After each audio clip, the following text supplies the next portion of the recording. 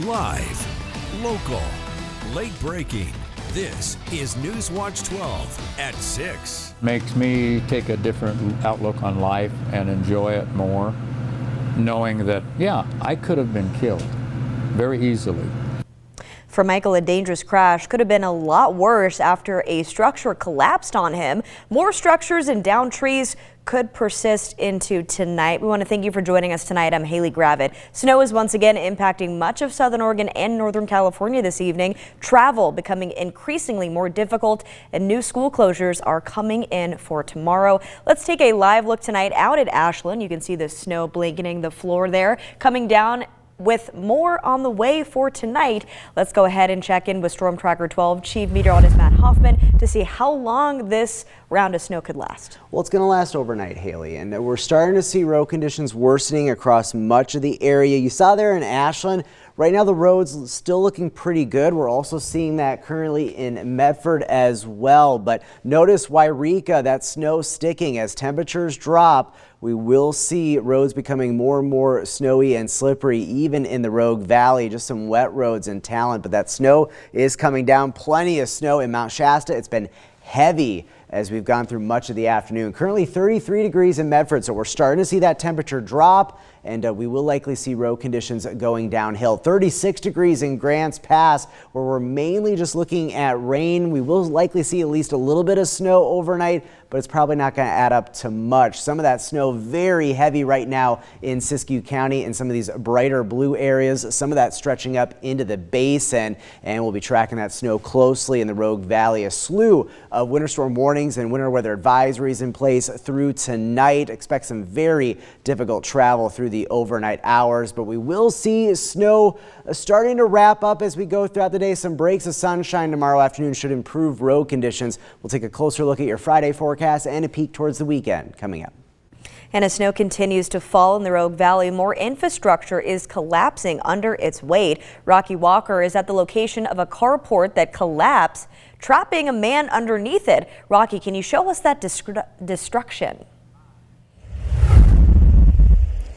Well, Haley, like you said, it really is a destructive scene when you look at it. Snow is still falling. You see a lot of that snow piled on top of this. You see the gutters even just tore down, a lot of metal, a lot of wood. This thousands of pounds is what the family estimated the weight to be. This fell down, crushing their father and leaving him trapped. Here, take a look. He can breathe, but his legs are crushed and he's hurting.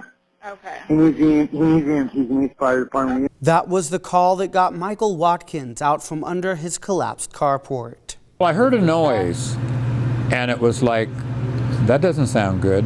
I looked up, and then I started to turn around, and I heard this noise, and then wham. I mean, it was so fast.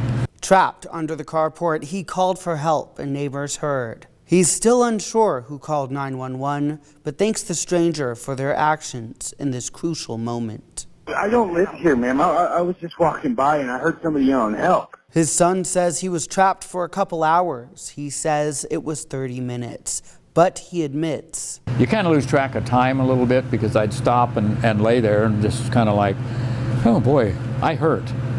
Despite hundreds of pounds landing on him, he came out with nothing worse than bruising and a few cuts, knowing he's lucky that this is the result. I could have been killed very easily. Surviving an incident that could have easily turned deadly leaves Watkins to embrace what he has in his life. I'm thankful, definitely thankful for that. And I'm 80 years old, but I'm not ready to take off in the wild wilderness. Got a little bit more time left. I do, yeah, and it kind of makes me appreciate life more. Life hazard, do not enter. This is the tape that the Medford Fire Department put up here because of all of this destruction. And even on the backside, that big part that still is up. A lot of it was facing the ground, and it's only sticking up because of a piece of wood that they put there. So there's a lot of destruction. That's why we're staying on this side of the caution tape, because being right there is not stable, especially with this snow still falling down. There is a chance that it may fall again.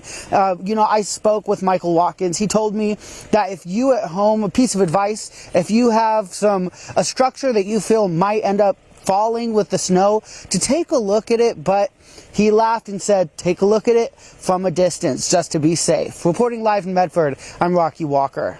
Certainly could have been a lot worse, Rocky. Thank you. And the Klamath County Sheriff's Office is offering immediate extraction for some residents in certain areas. Those areas are Bly Mountain, Sycan Estates, and Klamath Forest Estates.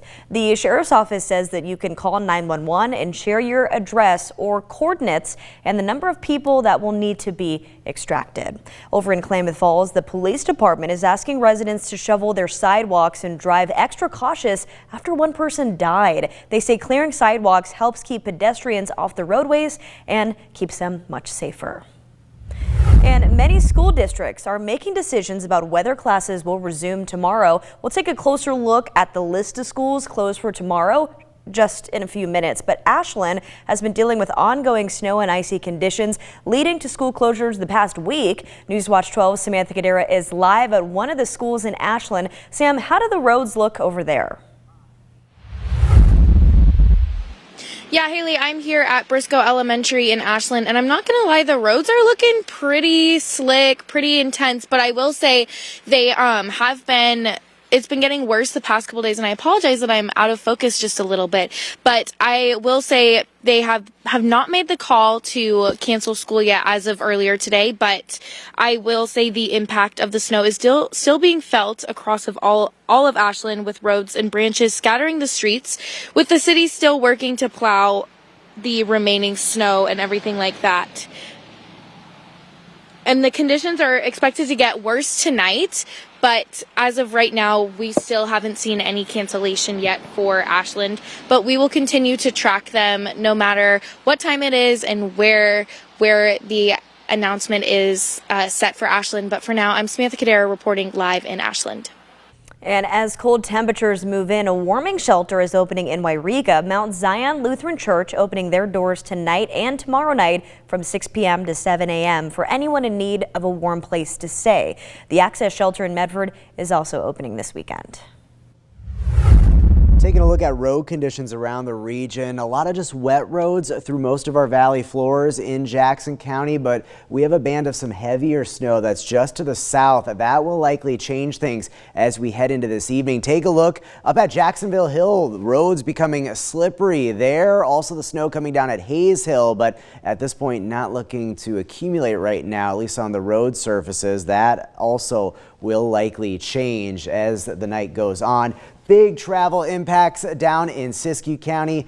Black Butte Summit roads very treacherous right now through the Mount Shasta area on I-5. Snowman Summit as well. A lot of chain requirements in place, especially down in Siskiyou County. You can get more details on those on kdrv.com. And the snow really coming down in Bly heavily, and roads snow covered throughout Klamath Falls. If you don't have to travel tonight, don't do it, because the snow will continue. Big impacts also to our Cascade passes as that snow is coming down moderate to heavily. Again, head to our website, kdrv.com, to get a closer look at road conditions, chain requirements, school closures, and you can track the snow with us with our interactive radar. Another update on your forecast is coming up in just a bit. Haley.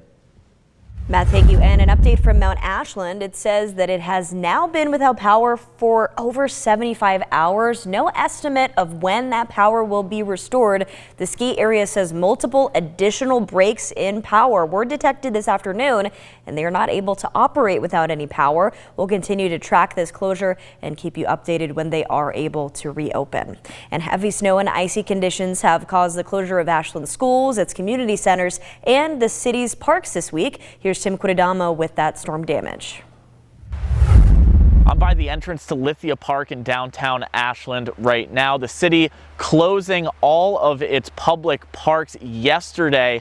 That closure expected to go through the night tonight while they assess further precipitation, whether it be rain, snow, or some type of mixture. Let me step out of the way to show you why exactly the parks are closed today. You can see just the number of downed limbs. Again, this is at the entrance to Lithia Park. As you get further into the park, it gets heavily wooded. There are even more trees that are down, branches that are down, and you can see right now, before any of this snow starting up again, just the weight of snow and ice that's still on a lot of these tree limbs and branches, making it treacherous for people. And if that wasn't bad enough, you can also see some tree limbs that have already snapped off, hanging, getting caught by other branches, and a strong wind, more snow could knock that down into some of the walkways, which are pretty packed with ice already. Again, Ashland City Parks are closed. They closed yesterday around 11 a.m. with more precipitation and possibly snow on the way in tonight. It seems like they will remain closed while the Parks and Recreation Department assesses any damage, assesses any hazards that could potentially injure someone enjoying the parks. There are volunteers walking around Lithia Park today as well, advising anyone who is in the park that it is closed and they should leave. We'll provide any updates both on air and online as soon as we learn more. In Ashland, I'm Tim Quidadamo. And over in Medford, parks are also being impacted by fallen trees. As you can see here on your screen now, some real damage from those trees. Crews are already working to assess the damage and clear that debris. This may take several weeks, and the city asks that park goers remain cautious if you do encounter any of these damages. We want to turn now to the school closures for tomorrow. Klamath County School District and Klamath Falls City Schools have announced that they will be closed tomorrow, along with Pinehurst Schools and College of the Siskiyous. Schools with 2-hour delays right now include Central Point, Eagle Point, Phoenix Talent, Medford, Sacred Heart, and St. Mary's. Rogue River School District has announced a 1-hour delay. You can keep up with the closures on our website, kdrv.com.